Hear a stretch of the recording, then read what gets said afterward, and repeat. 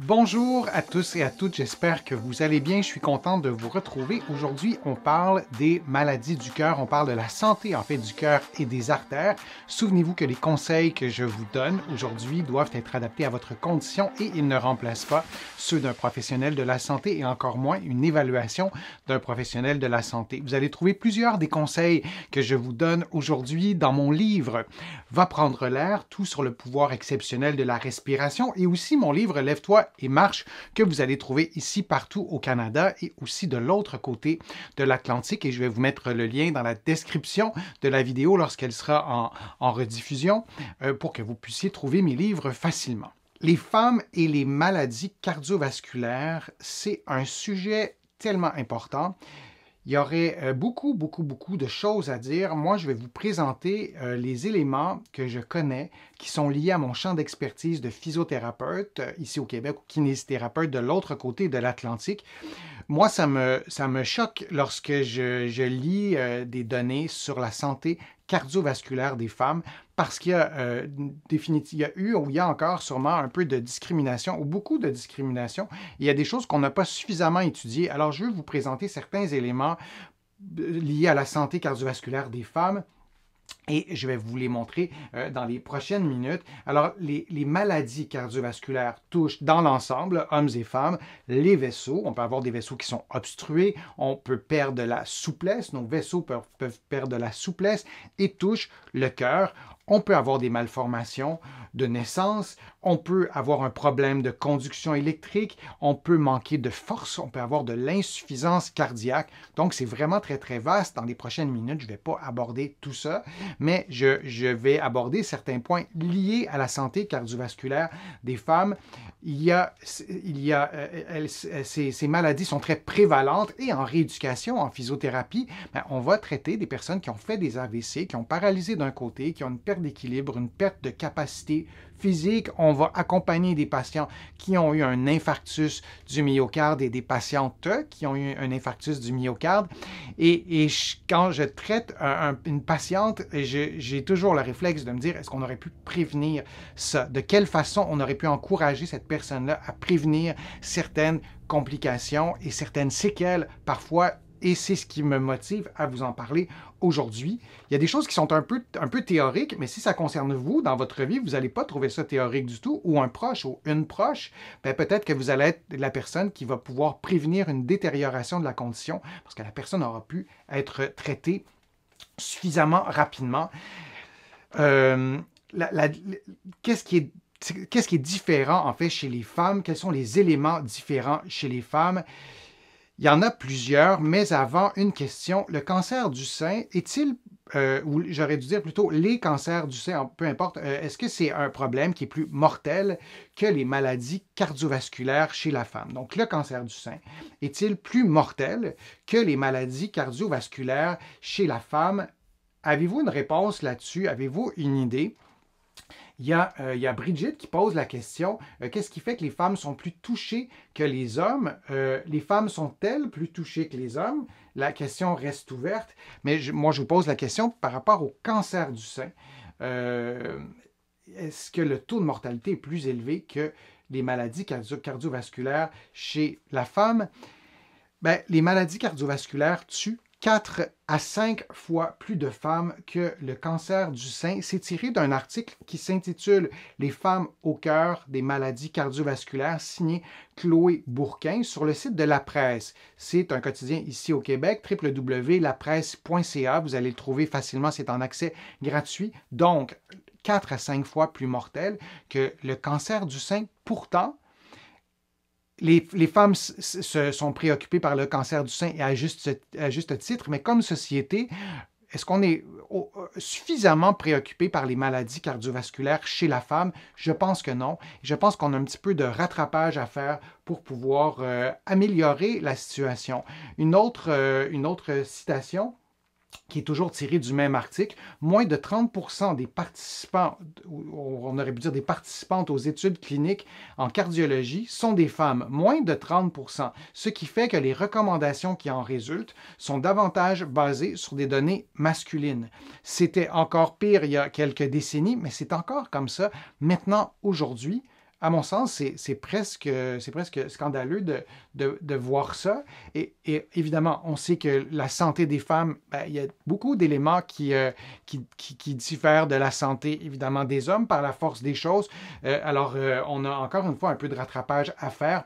Des facteurs spécifiques, des facteurs de risque qui sont spécifiques. Ben, d'avoir les règles précoces, je vais vraiment vous en nommer plusieurs. C'est souvent une question qui m'est posée. Ben, pourquoi les femmes sont plus à risque ou pourquoi c'est si différent chez les femmes? Alors, je vais vous en dire plusieurs, vous en présenter plusieurs. Je vais le faire en rafale parce qu'il y a vraiment une longue liste. Hein. Le fait d'avoir une ménopause prématurée avant 40 ans augmente le risque de maladies cardiovasculaires, le syndrome des ovaires polykystiques, avoir plusieurs kystes, pour le résumer un peu, des troubles hypertensifs de la grossesse, avoir une hypertension artérielle durant la grossesse, ça augmente le risque plus tard d'avoir une maladie cardiovasculaire, un diabète de grossesse, là aussi même chose, augmentation du risque, un accouchement prématuré, même chose, augmentation du risque, avoir un bébé de poids très faible ou très élevé augmente aussi le risque et on ne comprend pas encore parfaitement tous les mécanismes et les interactions entre différentes composantes de la santé d'une femme qui fera en sorte que plusieurs années plus tard, après l'accouchement, cette femme-là sera plus à risque de maladies cardiovasculaires, les contraceptifs oraux, les hormones de remplacement et certains traitements du cancer du sein. Alors, ça fait vraiment une longue liste de problèmes, en fait de particularités et parfois de problèmes de santé qui augmentent le risque de maladies cardiovasculaires et tout ce que j'ai nommé, bien évidemment, ça ne concerne pas du tout les hommes.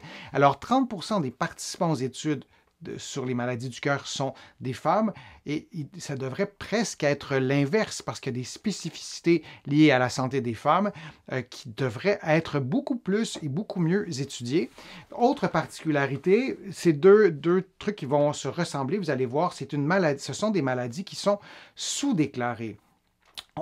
Les femmes vont moins faire de liens, moins le dire et même lorsqu'elles le disent, parfois aussi, c'est manifestations qu'elles présenteront, par exemple, à leur médecin, ben, ces maladies sont parfois sous-diagnostiquées. Et les symptômes aussi sont différents. Je vous donne un tableau qui est tiré d'une étude. Vous voyez le titre de l'étude dans le bas de l'écran. Donc, on parle d'infarctus du myocarde et les symptômes les plus fréquemment rapportés selon les femmes et les hommes. Et là, vous voyez probablement pas très bien, même vous pourriez répondre à ma question, est-ce que c'est écrit trop petit? Je vais prendre une petite gorgée d'eau. Est-ce que c'est écrit trop petit? Est-ce que vous voyez bien? Je vais vous agrandir ça quand même un petit peu.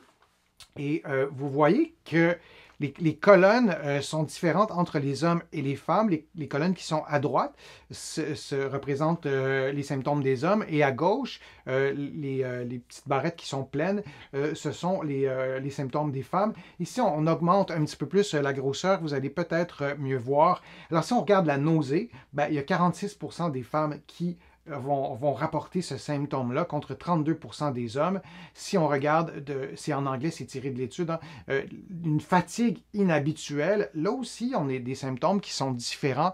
Et comme il y a beaucoup d'études qui ont été faites en étudiant des hommes, ben, on a construit nos réflexes peut-être, notamment lorsqu'on écoute les symptômes des patients, ben, on a peut-être construit nos réflexes et même nous comme société, comme par exemple des symptômes qui sont plus fréquemment associés aux femmes et on les identifie peut-être moins souvent, notamment à l'infarctus du myocarde. Alors vous voyez vraiment des grandes différences de ce côté-là. Et pourquoi cette situation? Ben, les femmes, je le disais, sont sous-représentées dans les études scientifiques.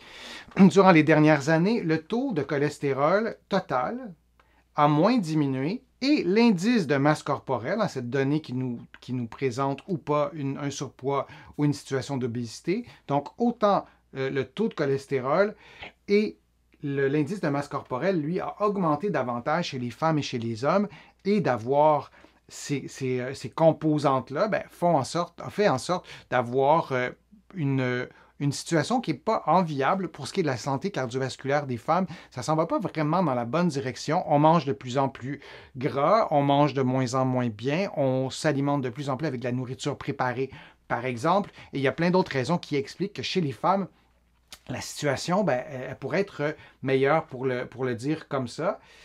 Et là, ça, c'est une statistique et il y en a vraiment plusieurs. Là aussi, je vous laisse la référence. Quand je vous dis qu'il y a de la discrimination ou il y a quelque chose, en tout cas, qu'on ne voit pas très bien dans notre société, qu'on devrait peut-être plus aborder et peut-être régler, la monoparentalité, le fait d'élever ses enfants seuls, accroît le risque de mauvaise santé cardiovasculaire par rapport au ménage de parents en couple, et ce, en contrôlant toutes les variables comme l'âge, le sexe, l'ethnicité, l'accès aux soins de santé, la condition médicale, oui, l'indice de pauvreté, le fait d'élever ses enfants seuls, on est plus à risque d'avoir une moins bonne santé cardiovasculaire. Et on sait qu'il y a une grande majorité des femmes, des familles monoparentales qui sont tenues par des femmes. Alors là aussi, on a une disparité qui ne devrait pas être là.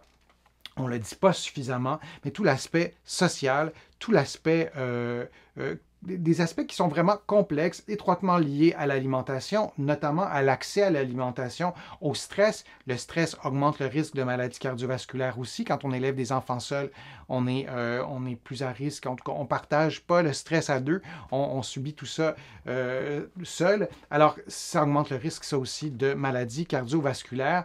Un autre élément aussi qui n'est pas négligeable, c'est que les femmes sont touchées de manière disproportionnée par les maladies systémiques inflammatoires et auto-immunes, y compris le lupus, la polyarthrite et la sclérodermie, référence de l'étude dans le bas de l'écran. Et donc, cette inflammation chronique de bas niveau, je vous en parle souvent dans mes vidéos, mais augmente aussi, pas seulement le risque d'arthrite, par exemple, mais aussi le risque d'atteinte au niveau de nos artères, au niveau de nos vaisseaux sanguins, au niveau de notre cœur, et donc augmente notre risque de maladies cardiovasculaires. La dépression et l'anxiété aussi augmentent le risque de maladies cardiovasculaires. Le stress, je vous en parlais il y a quelques secondes, et dans ce contexte, les événements cardiovasculaires indésirables sont plus fréquents chez les femmes, et en particulier dans les tranches d'âge inférieures. Et c'est comme ça a été bien démontré, ça aussi, et c'est une autre raison pour laquelle les femmes sont à risque, et dans certains groupes d'âge, sont plus à risque de maladies cardiovasculaires liées à des associations qui sont, elles, liées à la santé mentale ou la dépression et l'anxiété. Et dernier élément, et c'est tiré d'une autre étude, d'un rapport canadien. Alors, vous voyez, il y a vraiment beaucoup d'experts qui vont dans la même direction, comme ces experts canadiens.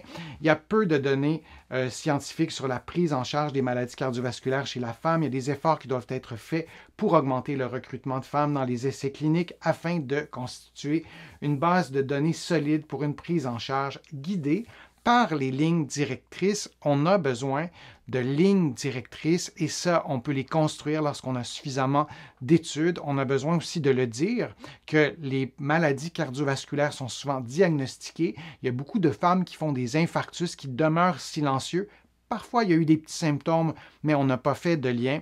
Alors, si vous vous reconnaissez dans tout ça, si vous sentez le besoin d'en parler aussi à votre médecin, c'est important, et surtout de prévenir ces maladies cardiovasculaires. Vous allez trouver beaucoup de conseils très concrets sur ma chaîne. Je vous ai déjà présenté aussi un direct sur les maladies cardiovasculaires, et c'est un sujet que je vais continuer à aborder, mais plus spécifiquement en lien avec la santé des femmes. Je vous remercie de votre attention. J'espère que les conseils que je vous ai donnés vous ont été utiles. J'espère que je vous ai convaincu de prendre soin de votre santé cardiovasculaire. Je vous remercie de contribuer à mes plateformes. Vous êtes plusieurs à le faire régulièrement et votre soutien est absolument essentiel à la poursuite de toutes ces productions de contenu que je vous propose sur ma chaîne YouTube. Vous pouvez d'ailleurs vous abonner, et sur mon site web. Vous pouvez donc contribuer directement sur YouTube en cliquant sur le petit cœur, ou sur mon site web. Il y a différentes façons de contribuer financièrement, mais aussi avec des clics. Je vous explique tout ça dans l'onglet « Contribuer ». Vous allez trouver beaucoup d'informations sur la santé cardiovasculaire sur mon site web. Je vous l'ai déjà donné, l'adresse www.denisfortier.ca. Vous pouvez vous abonner gratuitement à l'infolettre. Vous allez trouver beaucoup d'informations dans mes livres que vous pouvez trouver partout au Canada et aussi de l'autre côté de l'Atlantique. Et je vous mets le lien pour trouver mes livres facilement, notamment à la librairie du Québec à Paris. Vous pouvez vous rendre ou vous pouvez commander mes livres sur le web, sur leur site web. Encore une fois, je vous remercie beaucoup et au plaisir de vous revoir pour une prochaine vidéo, pour un prochain direct.